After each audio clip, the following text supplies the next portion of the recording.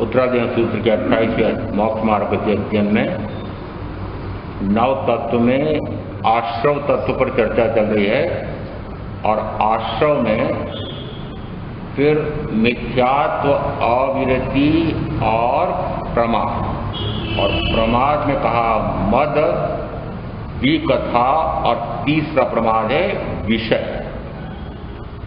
विषय वासना। 5 इंद्रियों में जो वासना होती है, जो रसासक्ति होती है, उससे कर्म का भयंकर आश्रय होता है। उसमें कल 3 इंद्रियों की चर्चा की थी। स्पर्शेंद्रिय की चर्चा पूर्व में विस्तार से आ गई है। एकमात्र अब बची इसमें रसनेन्द्रिय, और रसनेन्द्रिय क्योंकि 4 इंद्रियों को पुष्ट करती हैं, विशेषतः वह स्पर्शेंद्रिय को पुष्ट करती है, इसलिए आगमकार कहें कि सूत्रकार कहें, कहीं इस रसनेन्द्रिय को सबसे अधिक जोर देकर कहा, इस पर विजय प्राप्त करो। जो ब्रह्मचर्य की साधना करना चाहता हो, अब ब्रह्म सेवन का त्याग करना चाहता हो, उसे प्रथमतः रसनेन्द्रिय पर विजय प्राप्त करना चाहिए। और आगमों में स्थान पर आया है कि रसना इंद्रिय को जीतने के लिए क्या किया जाए, तो उसमें प्रथमतः इन 5 इंद्रियों के निग्रह के संबंध में स्थानांक सूत्र के 5वें स्थान है। उसके साथ साथ फिर आचरण सूत्र के प्रथम स्कंद में विज्ञंच मनसम शोणितम संयमी के लिए कहा कि वे अपने शरीर का रक्त मांस सुखा डालें, संयमी की भुजाएं क्रश हो जाती हैं, जंघाबल क्षीण हो जाता है। छोटे बच्चे थे तब याद दिला रहा हूं कि यदि किसी से शक्ति का प्रदर्शन करने के लिए प्रतियोगिता करते थे तो बाहुबल दिखाते थे क्या? हाँ, एक तो ताड़ ठोकते थे और एक बाहुबल दिखाते थे। यदि बाहु में शक्ति है तो दूसरा व्यक्ति डरता था। ऐसा बचपन में मुझे याद है। तो यहाँ कहा संयमी के भुजाबल क्षीण हो जाती है, जंघाबल क्षीण हो। क्यों कहा ऐसा? इसलिए कहा कि जितना जितना शरीर मांसल होता जाता है, रक्त उसमें बढ़ता चला जाता है और उसके कारण से मादकता उत्पन्न होती है, मदांधता आती है और अंतिम कहा कामांधता आ जाती है। और जो भोजन जिसका जो रस बनता है, कहा जाता है 8 प्रकार की धातुएं विशेष तौर से भोजन से बनती हैं और उसमें 8वीं सबसे महत्वपूर्ण धातु जो जनन क्रिया में सहायक होती है वह वीर्य धातु है। और संयमी साधक को ब्रह्मचर्य की साधना करना चाहिए। इसलिए वह ऐसी वीर्य शक्ति को, वासना शक्ति जगाने वाली शक्ति को, पुष्ट करने वाली शक्ति को कैसे बढ़ने देगा? आपको तो न ब्रह्मचर्य साधना है, न रसनेन्द्रिय पर विजय प्राप्त करना है, न जितेंद्रिय होना है। खाओ पियो, किसके मिली जिंदगी? ये मनुष्य जीवन बड़ा अमूल्य है, बड़ी कठिनता से मिलता है। इसलिए खूब कमाओ, खूब खाओ, खूब पियो, खूब भोगो और मर जाओ चतुर्गति में भटकते फिरो। क्या ऐसे ही सही किया? वस्तुतः यदि आप कहते हैं कि मैं जीवा जीव का जानकार हूं, मैं जीवा जीव की जानकार हूं और भगवान महावीर की श्रमणोपासिका हूं, भगवान महावीर का श्रमणोपासक हूं, तो उसमें ब्रह्मचर्य की साधना है कि नहीं, व्रत है कि नहीं है? यदि उस ब्रह्मचर्य की साधना करनी हो, अब्रह्म सेवन का त्याग करना हो, उस अब्रह्म पर विजय प्राप्त करना हो, तो कहा जाता है रसना पर विजय प्राप्त। और रसना पर विजय प्राप्त करने के लिए फिर भिन्न भिन्न आगमों में दूध, दही, घी, तेल और मीठा, इन 5 पदार्थों को विकृत आहार कहा। वस्तुतः ये पदार्थ तो विकृत नहीं है, परंतु साधक के पेट में जाते थे वे विकार उत्पन्न करते। इस कारण से इनको नाम दिया प्राकृत में विगय। और कल कहा था कि भोजन का जो रस है वह नमक से होता है। यद्यपि यह विगय में तो सम्मिलित नहीं है, परंतु स्थाना सूत्र के 10वें स्थान में कहा 10 प्रकार के तीक्ष्ण तलवार जैसे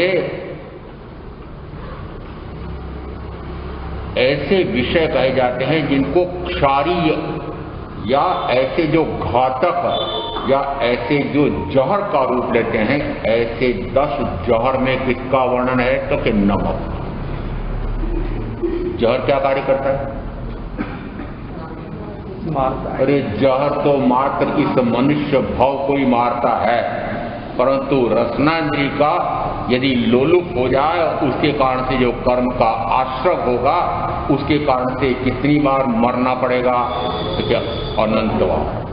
और इस अपेक्षा से कहा है कि यह कैसा जहर है कि बार बार मारने का कार्य करता है। और प्राकृतिक आहार शास्त्री कहते हैं कि यह नमक खारा जहर है। 2 सफेद चीजें आपके भोजन में आजकल विशेष होती जा रही हैं। एक तो जो मधुमेह के रोगी हैं वे सारे जानते हैं क्या हो जाता है उसमें, डायबिटीज। अरे होता क्या है? होता यह है कि भोजन में जो मिठास है वो जिन जिन वस्तुओं से मिठास आता हो वह भोजन जैसे पेट में जाता है, चाहे यकृत कहो चाहे कोई ऐसा अंग है कि जो उस मिठास को, उस चीनी शक्कर को, गुड़ को, जिसको भी वो आप भेज रहे हो पेट में, उसको पचा ले तो उसके कारण से एक ग्लूकोज नाम का तत्व बनता है। और यदि उस अंग में यकृत में इस प्रकार की शक्ति न रही हो तो फिर वह जो मिठास खा रहे हैं वो कहाँ मिल जाएगा कि रक्त में। बड़े नाक होते हैं, घर घर में नाक यंत्र मिलते हैं। किसके? शुगर, जैसे भोजन के पहले नापा, फिर वापस थोड़ा सा मिठास खा लिया और फिर नापा और पता लगा कि ये तो पारा ऊंचा है। हाँ, यदि वह बढ़ते जा रहा है, कहते हैं बहुत अधिक नियंत्रण के बाहर हो रहा है। और चिकित्सक आजकल कहते हैं कि खाना मत नहीं तो मर जाओ। कहाँ तक का डर है? मधुमेह का डर कहाँ तक है? मरने तक का है। तो फिर अब मैं कहूं कि मरने का काम क्यों कर रहे हो तो झूठ बोलते हैं। मैं कह रहा हूं ना, क्यों मर रहे हो? क्या करके मर रहे हो? खा खा करके मर रहे हो। अरे खा खा करके इस भाव में भी मृत्यु और उसके बाद में भवों भव, जन्म जन्म मृत्यु, जन्म मृत्यु जन्म मृत्यु, वो मृत्यु, उससे डरो खास को। वस्तुतः आपको इस भाव में मृत्यु हो जाएगी, ये मधुमेह से इसलिए चिंता होती है, परंतु इस भाव से, अरे भवों भाव में जो दुख देने वाला है, जन्म मरण का भयंकरतम दुख देने वाला है, उनमें ये 5 विगय हैं। और 9 प्रकार की ब्रह्मचर्य की वाणी संयमी के लिए आई है। आप अपने आप को संयमी गिनते हैं क्या? असंयमी गिनते हैं? सम्यक दृष्टि देवों के बारे में इंद्रभुति गौतम ने भगवान महावीर से पूछा, भगवान इन देवों को क्या कहें, क्या ये विरत हैं? तो उन्होंने कहा विरत कहना तो असत्य है, संयत कैसे हो सकते हैं? संयत तो नहीं है, क्योंकि मात्र ये 4थे गुण स्थान पर है, इसलिए संयत तो नहीं कहा जा सकता, विरत तो नहीं कहा जा सकता। फिर पूछा भगवान क्या ये असंयत हैं? अब आपको पूछो, क्या असंयत हो, अमर्यादित हो? कौन सा जीवन है? मर्यादित क्या अमर्यादित, संयमित क्या असंयमित? बताओ कौन सा है? थोड़ा थोड़ा मर्यादित। अरे थोड़ा थोड़ा मर्यादित कहो, परंतु कहो तो सही कि मर्यादित जीवन है, और वो निरंतर मर्यादा बढ़ती चली जाती है, निरंतर बढ़नी चाहिए। इसका अर्थ है कि यदि आपने 10, 20, 30, 40 वर्ष पहले व्रत ग्रहण किए हैं और अभी वहां के वहां टिके हुए हैं, आनंद आदि शावकों के वर्णन पड़े होंगे कि वे निरंतर उससे परे हटते जा जाते हैं। जो मर्यादा उन्होंने भगवान महावीर का प्रवचन सुनकर के निश्चित की थी, वो निरंतर उसको और अपनी सीमा को बढ़ाते चले जाते हैं। कौन सी?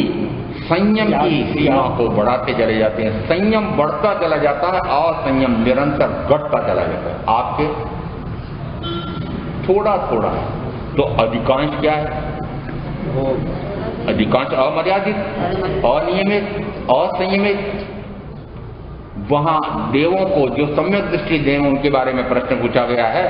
भगवान ने पूछा, इंद्रभूति ने, भगवान ने उत्तर दिया कि नहीं, इनको असंयत भी नहीं कह सकते।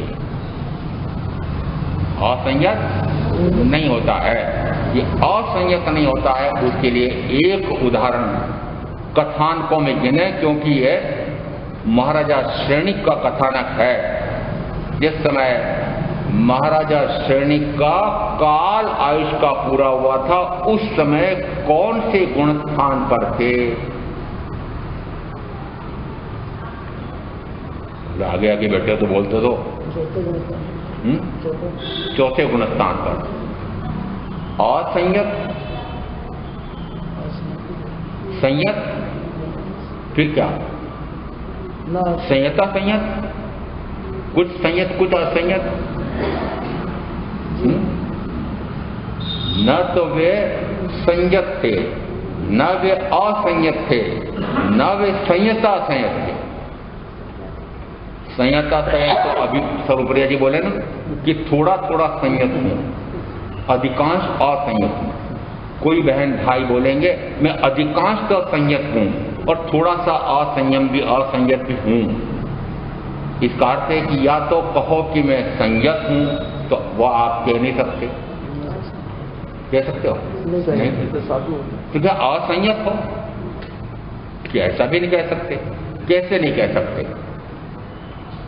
जिस समय उन्हें भगवान महावीर के ही एक शिष्य अनाथी मुनि का जब तक संपर्क नहीं हुआ था, उसके पहले की स्थिति, भगवान महावीर से उनका समागम आत्मावबोध नहीं हुआ, उसके पहले की स्थिति, उसका भी वर्णन कुछ शास्त्रों में कहें कि अन्यत्र भी एक अनुत्तर योगी तीर्थंकर महावीर वीरेंद्र कुमार जैन ने लिखा था 1500 पृष्ठ का, और भगवान महावीर के गर्भ से लगा करके निर्वाण तक के सारा ऐसा चित्रण किया है।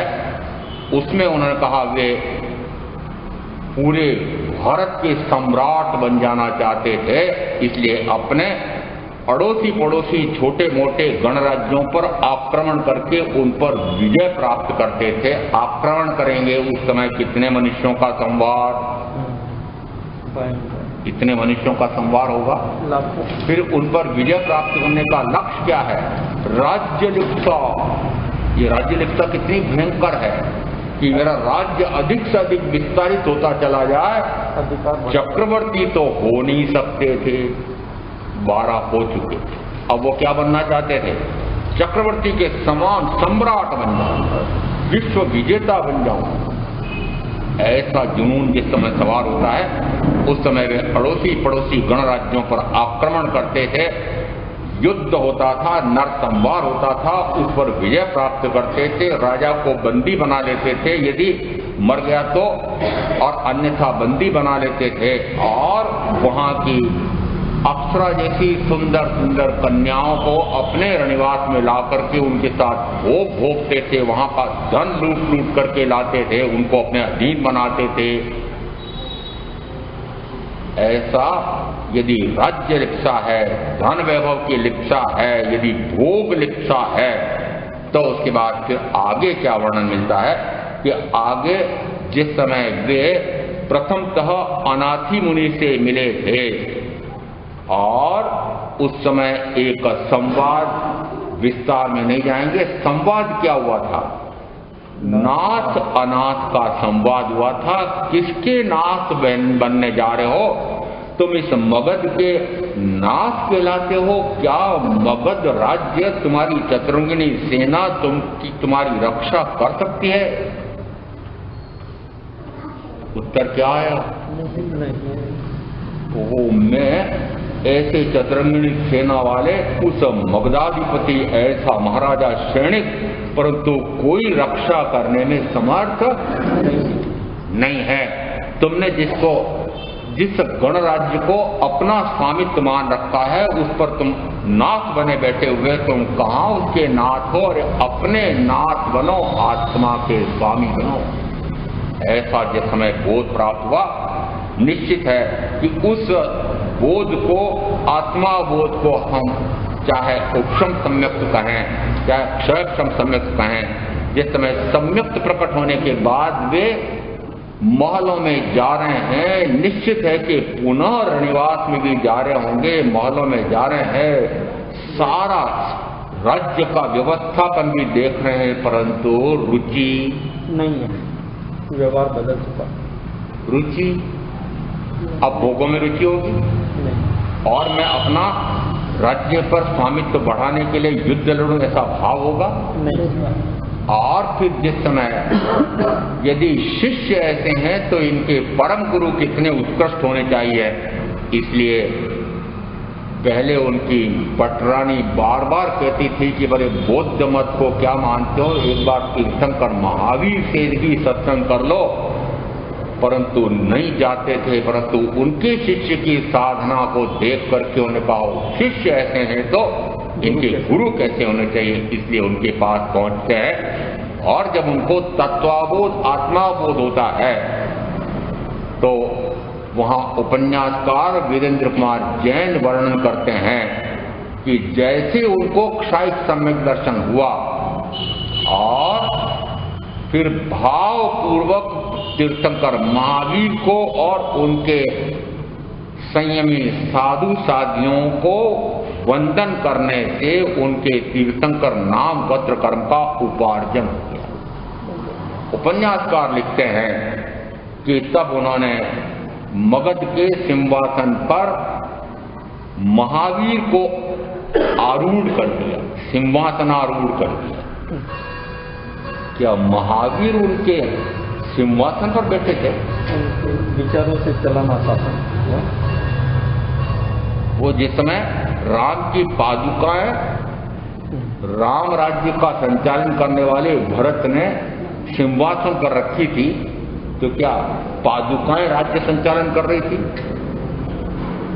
कैसा संचालन हो रहा था कि जैसा राम का राज्य होता हो वैसा का वैसा राज्य मैं भी राम की आज्ञा के अनुसार ही चलाऊंगा। उसी प्रकार से महाराजा सैनिक ने निश्चय कर लिया कि अब इस मगध का राज्य संचालन भगवान महावीर के सिद्धांतों के अनुसार होगा। अब बताओ, फिर वे भोगों में रस ले सकते हैं, फिर राज्य में रस ले सकते हैं, फिर रनिवास में उनका भोग करके मजा ले सकते हैं, फिर धन वैभव, राज्य वैभव बढ़ाने का कार्य कर सकते हैं, अड़ोसी पड़ोसी राज्यों को विजित करने के लिए युद्ध लड़ सकते हैं। कोई काम नहीं करेंगे। अब बताओ, विरति आई कि नहीं? विरति आई? पहले क्या कहा आपने? वो तो चौथे गुण स्थान पर थे, अविरत सम्यक दृष्टि। और आगे और कह दूं कि आपके तो नवकाशियों की थप्पियां लगी हुई है, 14 नियम की चौपड़ियों में भरा पड़ा ढेर, और न जाने कितनी सामायिकों की थप्पी लगा रखी है, परंतु उन्होंने नवकाशी का तप, एक सामायिक की का व्रत भी ग्रहण नहीं किया था, कोई तप नहीं किया था, परंतु अगली 24 में आदि तीर्थंकर। ऐसा कैसे हुआ? एक व्रत नहीं, एक नियम नहीं, एक प्रत्याचार नहीं, कुछ नहीं, परंतु अभ्यंतर में विरति हुई कि नहीं? अभ्यंतर में। आपकी विरति कौन सी है? बाहर में तो विरति दिखाई देती है और अंदर में राग रति दिखाई देती है। अंदर में क्या है? अंदर में तो राग रति है, और बाहर में दिखाते हो कि मेरे ऐसे त्याग है, ऐसे पचकान है, ऐसे व्रत है आदि। इसे यहाँ जिस समय देवों के बारे में भगवान का उत्तर आया कि इन सम्यक दृष्टि देवों को न तो कहा जा सकता है यह संयत है, न कहा जा सकता है असंयत है, न यह कहा जा सकता है कि संयता संयत है, तो भगवान फिर इनको क्या कहें? तो कहा नौ संयत। इन तीनों में से नहीं है, पर तीनों है। तीनों में से एक भी नहीं, पर तीनों से तीनों है। इसका अर्थ है असंयत कहो तो असंयत भी कह सकते हो, संयत कहो तो संयत भी कह सकते हो। भावतः तो वे संयत हैं और द्रव्यतः दिखाई दे रहा है असंयत हैं। यहां पर यदि उदाहरण लेने के लिए कहें कि सर्वोच्च शिखर पर देवलोक में कौन है? देवलोक में सबसे ऊंचे देवलोक में सबसे ऊंचे देवलोक वाले पूछ रहा हूं। सर्वार्थ सिद्धि। कहीं बोलो ना, सर्वार्थ सिद्धि। और सर्वार्थ सिद्धि के उसमें से भी 5 हैं, परंतु उसमें 3-4 के तो फिर भी कहते हैं 1 या 2 या 3 भाव भी हो सकते हैं, परंतु सबसे ऊंचे सर्वार्थ सिद्धि में 1 भाव करके और मोक्ष निश्चित है। 1 भाव करके मोक्ष निश्चित है। असंयत है, क्या कहें? असंयत है तो क्या संयत है? क्या संयत है? संयत है। और ये तीनों में से कुछ भी नहीं कहा जा सकता है। क्यों? क्योंकि बाह्य से देखो तो वो मात्र अविरत सम्यक दृष्टि है, परंतु भावतः वे संयत हैं। व्याख्या प्रकृति सूत्र के 7:4 में कहा कि वे भावतः संयत हैं। इसका अर्थ है मुख्यता किसकी हुई? भावतः संयत। आप अपने आप को कहते रहो अंदर में संयतपना नहीं है, तो इसलिए कहा द्रव्य संयम की भी महत्ता है। क्यों? क्योंकि आप कहते तो रहते हो कि मैं तो इतना विरत हो चुका हूं, मेरे तब कोई रस नहीं है इंद्रिय विषयों को भोगों में। यदि इंद्रिय विषयों में रस नहीं है, भोगों में रस नहीं है, तो फिर भोग से परे क्यों नहीं हो रहे? तो द्रव्य संयम परीक्षा करता है कि भाव संयम आया कि नहीं। इसे कहा यदि इंद्रिय विषयों पर विजय प्राप्त हुई है तो फिर बाह्य में दिखना चाहिए कि किसी भी इंद्रिय विषय का सेवन करते समय वह अभोगी दशा से रहता है, निर्लिप्त रहता है, उदासीन रहता है, अग्रत रहता है, अनासक्त रहता है और निरंतर ज्ञाता भाव दृष्टा भाव, ज्ञाता भाव दृष्टा भाव बढ़ता चला जाता है। तब कहा जाता है कि वह जितेंद्रिय है, भावतः इंद्रिय विषयों पर विजय प्राप्त कर ली है। ऐसी जितेंद्रियता को प्राप्त करना हो तो फिर बाह्य अपेक्षा से संयमियों के लिए तो कहा कि वे 9 बाढ़ पालें। और 9 बाढ़, क्योंकि अब आपको तो पालना नहीं है, फिर भी जानना हो तो जान लो, क्योंकि उत्तरायण सूत्र के 10वें ब्रह्मचर्य 16 अध्याय ब्रह्मचर्य समाधि स्थान 10 समाधि स्थान का है और संवायन सूत्र के 9वें संवायन में नारी संसक्त शयनासन का परित्याग करे। नारी संसक्त का अर्थ होता है यदि संयमी साधु है या संयमी साध्वी है, तो संयमी साधु के लिए कहा कि नारी संसक्त, साध्वी के लिए कहेंगे न संसक्त आसन शैया से परे रहे। यदि पाठ पर बैठा हुआ हूं, पाठ का एक कोना और पास में कोई बहन, दूर रहते रहते भी थोड़ा सा मूड़ी और एक पल्ला जरा सा स्पर्श हो गया तो संगठा, क्या महाराज का ब्रह्मचर्य चला गया क्या? स्पर्श किसका हुआ? पल्ले का साड़ी का पल्ला भी निर्जीव और पाठ भी निर्जीव। फिर मेरे ब्रह्मचर्य में हानि कैसे हो गई? यदि पूरे प्रवचन कक्ष में दरियां बिछी हुई है और 100 फीट दूर कोने पर एक महीने, 2 महीने, 3 महीने का बेटा गोद में लेकर के माँ बैठी हुई है और उस दरी का कोना पाठ के पाये पर जरा सा स्पर्श कर रहा था और मैं उस पाठ पर बैठा हुआ हूं, बोलो बैठ सकता हो? अरे वो 100 फीट दूर बैठी हुई है, मुश्किल से 1.5-2 महीने की लड़की है, गोद में है, मेरे ब्रह्मचर्य की इतनी हानि हो गई, हानि हो गई। स्त्री संसक्त शय्यासन का त्याग रखे, यानी स्त्री संसक्त आसन है। कौन सा आसन है? अभी तो 100 फीट दूरी है, फिर बढ़ते बढ़ते वह यदि षोडशी हो जाए और फिर बढ़ते बढ़ते कहां तक आ जाए तो कि वो 1 फीट 1 इंच और स्पर्श में आ जाए तो कोई सीमा रहेगी? इसलिए ब्रह्मचर्य की 9 में कहा कि संगठता हो ही नहीं, कितने भी दूर से हो, कितनी ही दूर पर हो तब भी संगठता नहीं होना चाहिए। तो श्री संसक्त आसन और शय्या दोनों से वह परे रहे। फिर कहा नारी जन का परिचय। अरिहंत नगर में पहले के चातुर्मास में निरंतर 4 महीने दिन में बहनों का स्वाध्याय, भाई तो मुश्किल से 2-3 हुआ करते थे, कभी कभी तो 1 ही होता था, 1 ही भी लाले पड़ जाते। चातुर्मास पूरा होते होते मतलब आपने एक बहन का नाम कभी नहीं पूछा। मैंने कहा मुझे क्या करना, नहीं आज हम नाम बताएंगे, मुझे परिचय लेकर के क्या करना है, अमुक की माँ है, अमुक की धर्म साथीन है, इतना ही पर्याप्त। मुझे नाम से क्या लेना देना, परिचय से क्या लेना देना? तो कहा नारी जन का परिचय नहीं हो। फिर तीसरा दिया कि उसके मनोहर अंग उपांगों का निरीक्षण ना करे, ज्ञाता और दृष्टा ना हो। अब यहां 2 शब्द दिए हैं, ज्ञाता और दृष्टा। दृष्टा का अर्थ है कि दृष्टि ना पड़े, परंतु दृष्टि तो पड़ी एक क्षण के लिए, दृष्टि पड़ी, मनोहर अंग है, मनोरम उपांग है, ऐसी एक क्षण दृष्टि पड़ी और आंखें तो नीची कर ली, परंतु वह निरंतर दृष्टा रह सकता है क्या? रह सकता है, रह सकता है। किससे? भावों से।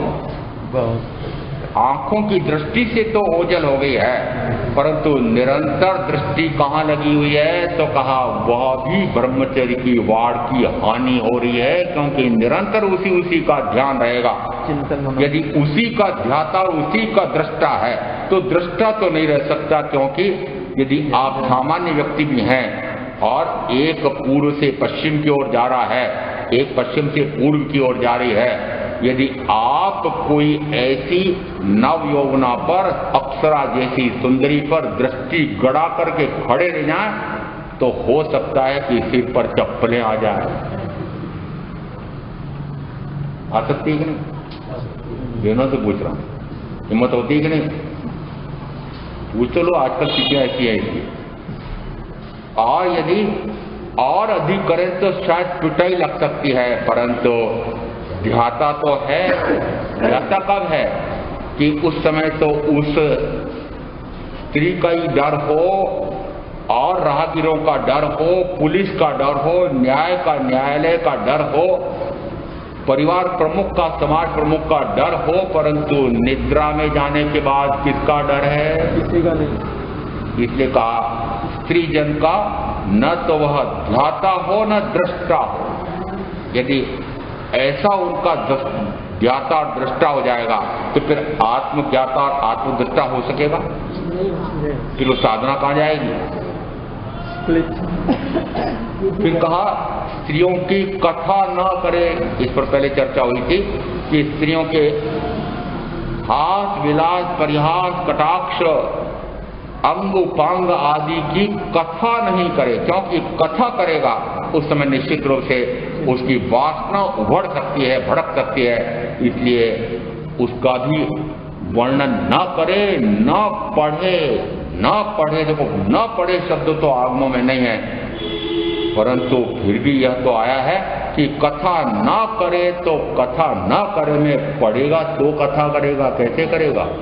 विचार कर, परंतु जिस समय हमारे एक जम्बूद्वीप प्रज्ञप्ति में ये जो वृक्षों का, कल्प वृक्षों में से कुछ वृक्ष ऐसे होते हैं कि उनका जो फूल है, फल है, रस है, उनका पान करते हुए, खाते हुए शरीर ऐसा हो जाता है वज्र ऋषभ नाराज चानन वाला।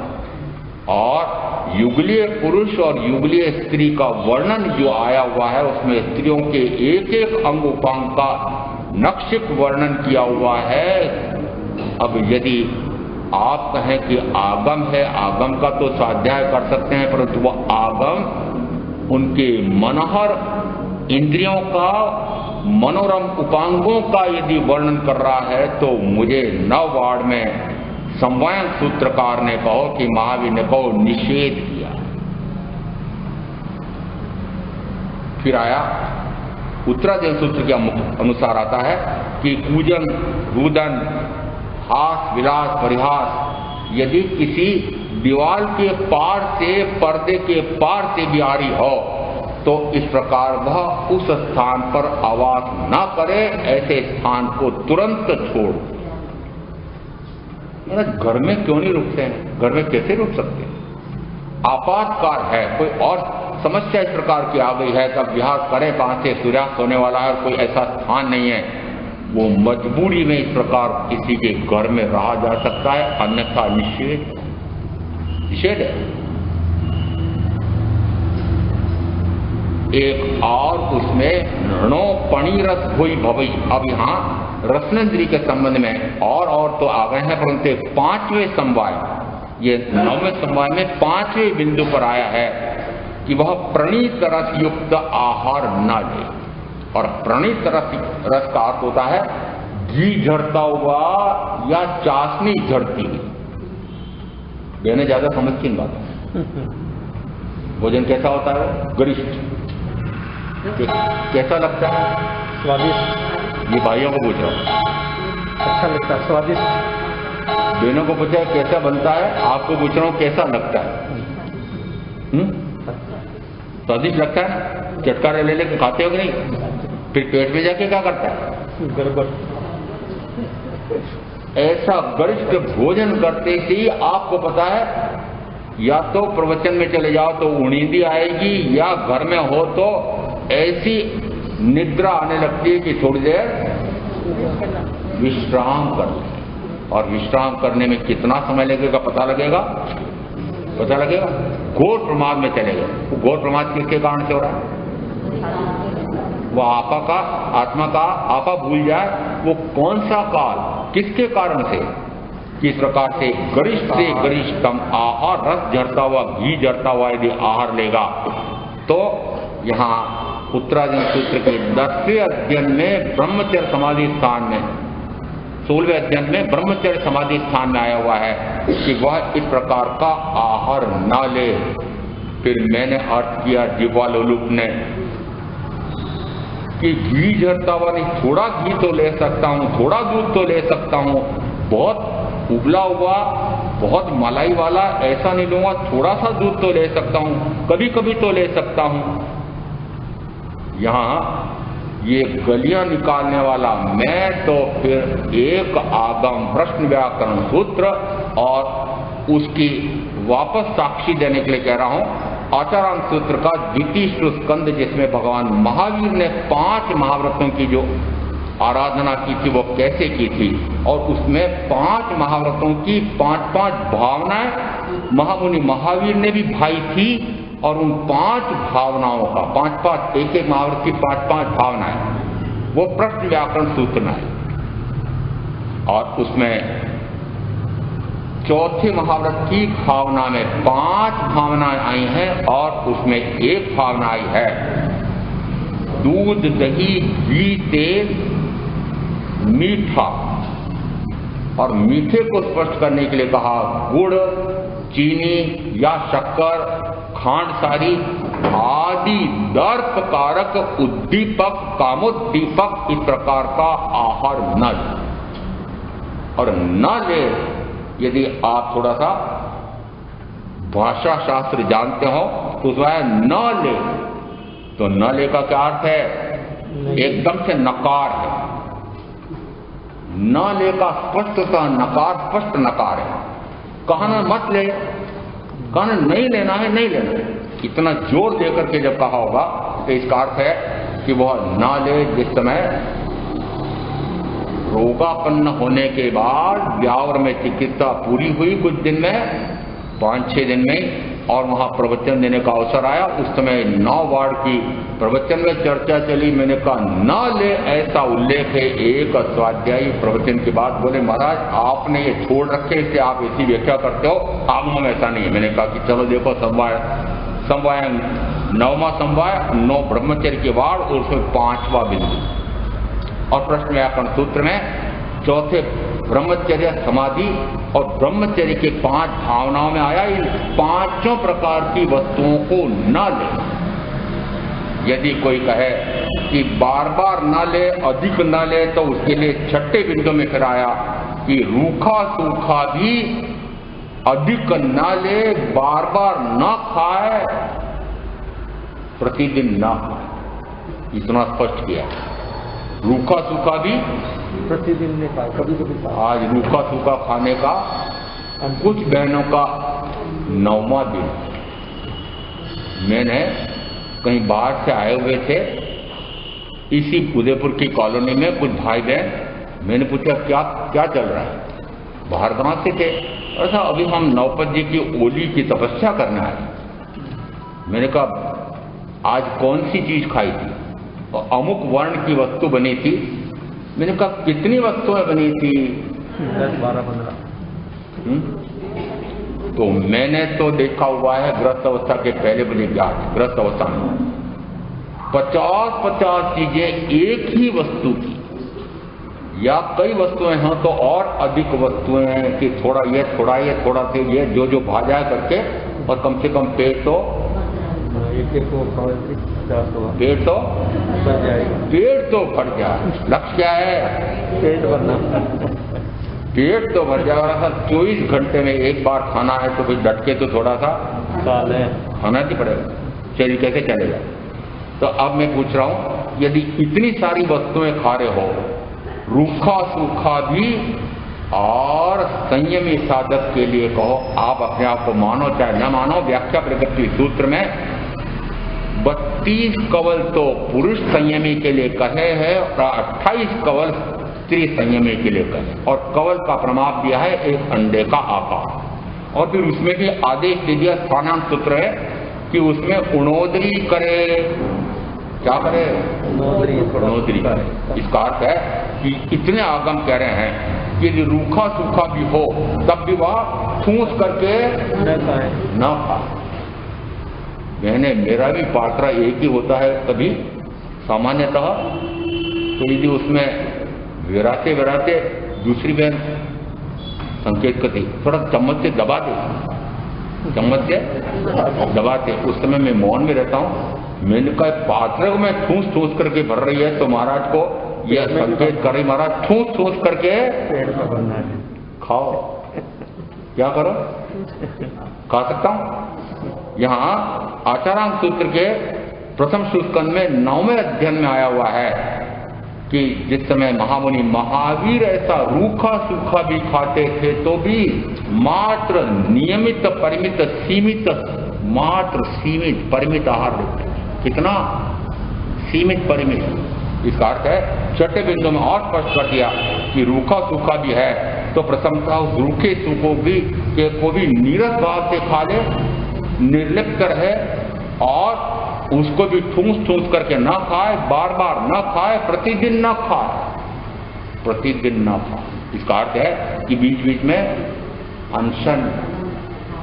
और फिर अंत में एक कहा कि वह कामोद्दीपक शब्द, वर्ण, गंध, रस, स्पर्श को न सुने, न देखे, न सूंघे, न चखे और न छुए। 5 आ गए। इसका निषेध किया। 5 इंद्रियों की यदि ऐसी वस्तु मिले जो कि कामोद्दीपक है, जो कि वासना भड़काने वाली है, जो पांचों इंद्रियों की रसाशक्ति बढ़ाने वाली है, ऐसे इन पांचों के लिए निषेध किया कि इनका वर्जन किया है। उत्तरार्जुन सूत्र में किया है, समवायन सूत्र में किया है, प्रश्न व्याकरण सूत्र में किया है, अवतरण सूत्र के प्रथम सूत्रस्कंध में किया है, दशकालिक और उत्तरार्जुन में किया है। एक भक्त ले रात्रि भोजन का पूर्णतः त्याग है, 4 आहार का। अब 12 दिन ही बचा ना, तो दिन बचा तो दिन में कितनी बार खाऊं? एक बार। मैं तो फिर भी गलती कर रहा हूं, एक ही बार आहार ले सकता है। महाराज थोड़ा सा बार बार खा लिया करो। आजकल हमको तो चिकित्सक कहते हैं कि थोड़ा थोड़ा खाओ, बार बार खाओ। इनका ये कैसे कहते हैं? मैंने बहुत बार प्रयोग किए हैं ग्रस्त दशा में भी, और संयम लेने के तुरंत बाद 6 माह तक लगातार एक ही बार बार बार, बीच में भी बहुत बार बार खाया। एक बार से कार्य पूरा हो। वस्तुतः पाचन तंत्र जब आयुष के बढ़ने के कारण से कमजोर होता है, उस समय वह एक बार खा करके पचा नहीं सकता है। इस कारण से अभी 2 बार, अन्यथा संयमी साधक के लिए कहा मात्र 1 बार, और नहीं पचे तो 2 बार खाने की भी क्या जाए। 1 बार से भी शरीर तो चल सकता है, शरीर तो चल सकता है, साधना तो हो सकती है। परंतु यदि विहार करना हो, प्रवचन देना हो, तत्व चर्चा करना हो, शारीरिक श्रम हो, तो समस्याएं खड़ी होती है। तो फिर भाई बहन मुझे कहते हैं मेरा थोड़ा सा ठीक खा लिया करो ना, हमारी हानि हो जाएगी। यहाँ ये 9 वार्ड का पालन करने की आज्ञा दी है। इसका अर्थ है कि रसनेन्द्रिय ही नहीं, 5 इंद्रियों पर विजय प्राप्त करना है। और 5 इंद्रियों में चूंकि रसनेन्द्रिय इस प्रकार की इंद्रिय है कि जो शेष 4 इंद्रियों को पुष्ट करती है, इसलिए जगह जगह रसनेन्द्रिय के लिए कहा। पुराने साधक प्रवचन देते समय कहते थे ये लालीबाई 2 कार्य करती है, बोले खा करके भी बिगाड़ती है और बौल करके भी बिगाड़ती है। खा करके बिगाड़ती, मुझे समझ में नहीं आता। तो उस समय बच्चे थे ना, लालीबाई भी समझ में नहीं आती। वो तो जब मेरी लालीबाई जो चट्टोरी हो गई थी, तब मुझे समझ में आया कि इसको कितने कि जैसे ही आपने कभी कोई भोजन मेज पर परोसा हो और सामने वाले को यदि नियम है कि 5 नवकार मंत्र गिन करके और फिर भोजन करना, तो जरा उस समय देखना कि लार टपकती है क्या। जिस समय कुत्ता बाहर जीभ निकालता है तो आपको पता है क्या होता है? लार टपकती है। ये जिसको भोजन की भावड़ आती है उसके लिए मैं कहता हूं लार टपक। तो लालीबाई क्या करती है? खा करके कैसे बिगाड़ती है? कैसे बिगाड़ती है उसका मैं निश्चित रूप से कह सकता हूं कि आप भाई बहन जो खाते हैं, प्रथमतः तो वह पेट के लिए, शरीर के लिए खाते ही नहीं है, इस चट्टी जवान के लिए खाते हैं। और इसी कारण से 1 बार नहीं, 2 बार, 3 बार, 4 बार, तो 4 बार तक तो मैं अपने लिए भी कह दूं। कहां तक? 4 बार। प्रातःकाल नाश्ता, फिर भोजन प्रवचन के बाद, फिर दोपहर का चाय नाश्ता, फल, और फिर शाम का। तो ये तो आप मुझे कहते हो तो 4 तो मेरे मिल लेता हूं। चलो, और आपके आपका बताओ, कोई सीमा है? सीमा है क्या? जब मिले तब। जब मिले, जब नहीं मिले तो 1 ही बार। अभी कह दूंगा मैं बहन को कि 1 ही बार देना है, वो सुखी हो जाएगा। चाहे बहू हो ना, चाहे पत्नी हो। वस्तुतः बार बार खाने की इच्छा होती है, पेट भरा हुआ है और दीपावली का समय है। इस कारण से नगर निगम की कोठियां बहुत भरी रहती है, परंतु फिर भी उसमें कचरे में कचरा डालते जाते हो। तो आपका कोठा कैसा है? दिवाली का समय है, अभी खूब मिठाइयां बनती है, खूब नमकीन बनते हैं और ठूस ठूस करके खाते हो। 75% भोजन तो वापस कचरे में जा रहा है, कचरा हो रहा है। 25% भोजन से आपका शरीर चल सकता है। कितने से? जितना अधिक खा रहे हैं वो सारा आप राष्ट्रीय अपव्यय कर रहे हैं और अपना वो जो मासिक आय व्यय पत्रक है उसको डावाडोल कर रहे हैं। भाई को बहुत मैदान में खटकर्म पाप कर्म करके दौड़ना पड़ रहा है। इतना व्यय भोजन पर क्यों हो रहा है? गरिष्ठ बनाने में, एक तो गरिष्ठ बनाने में, दूसरा खूब ठूस ठूस करके खाने में, फिर बार बार खाने में, और अलग अलग व्यक्तियों के अलग अलग पसंद के कारण कमाना भी अधिक। किसको? मुखिया को, पुरुषों को। और बनाने की समस्या भी बहनों की कितनी?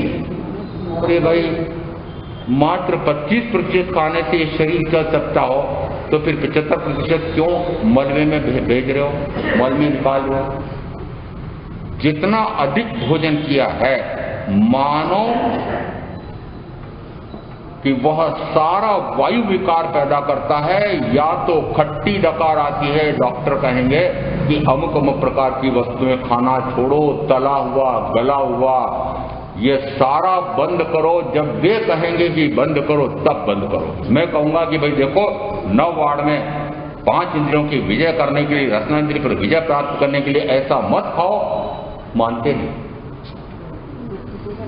अध्यात्म शास्त्री कहता है कि आत्मा के गुणों की हानि होती है, आत्म साधना में हानि होती है, तब तो नहीं मानते हो।